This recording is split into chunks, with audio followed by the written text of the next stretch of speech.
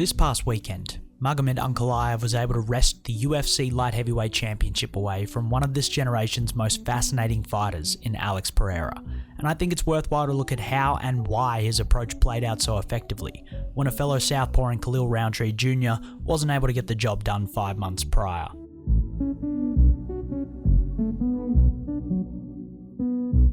Alex Pereira is a fighter who thrives in the center of the cage, as it allows him to be aggressive and play the part of the ringleader. But he does give ground when opponents flurry in on him. Here, against Roundtree, he both steps and leans directly backwards to avoid this 1-3-2, and then he edges back in immediately afterwards. Compare that to this sequence from his fight against Ankalaev. You can see how Pereira is denied comfortable entry back within the smaller octagon displayed on the mat. Ankalaev spent much of these 25 minutes staying on Pereira, closing him down on the fence. He did this successfully using a few things. First, feinting the front kicks. Early in the second, he landed this rear leg teep that sent Pereira back a fair distance. From that point onwards, he started consistently lifting his knee to feint the teep, often stepping forward into orthodox whilst doing so, which allowed him to push in on Pereira as the champion felt he needed to respect the threatened strike. Of course, he still threw the actual teep plenty, as a strike never thrown can never be respected as a feint, but it was the feint that was more important in the grand scheme of Ankalaev's cage control. It did get him caught by this jab hard in the final round, so it wasn't entirely foolproof. Secondly, his hand fighting. Israel Adesanya already demonstrated the value in controlling the lead hand against Pereira in a southpaw orthodox matchup in their first MMA fight.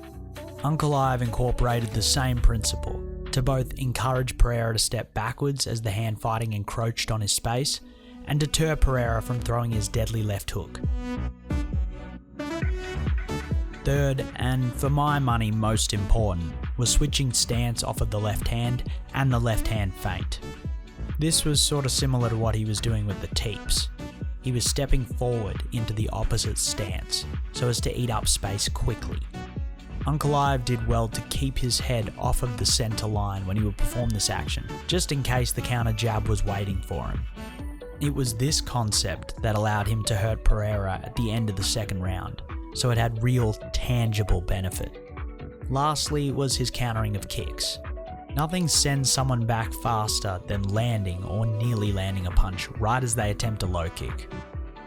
Given that much of Pereira's offense in this fight was kicks, it was important for Ankalaev to use them as an opportunity to press forward when he had his timing right.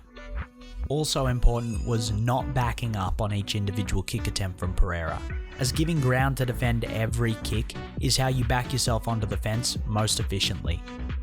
Comparatively, Roundtree, who did perform well in his fight with Pereira, failed to push the champion back anywhere near as consistently. Perhaps concerned about his gas tank's longevity in the Denver altitude, he would throw good left straights that would send Pereira backwards and then stagnate in front of him, allowing the champion to regain ground. Here, he throws the switch overhand left that Ankalaev threw fairly often, but instead of taking territory and consolidating, he reverts to southpaw immediately and gives the space back. Additionally, with his tight high guard, he wasn't looking to extend his lead hand the way Ankalaev and Adesanya did. Now, not everyone needs to do these things to beat Alex Pereira, but certain weapons and concepts will always prove advisable against certain fighters. You can knock out a Diaz brother, like Josh Thompson did against Nate, but the more assured path to victory involves outside low kicking, constant circling, and sitting in full guard on top. There are many ways that you could beat Alex Pereira, but the techniques and ideas demonstrated by Magomed Ankalaev are a perfect starting point for any future opponent.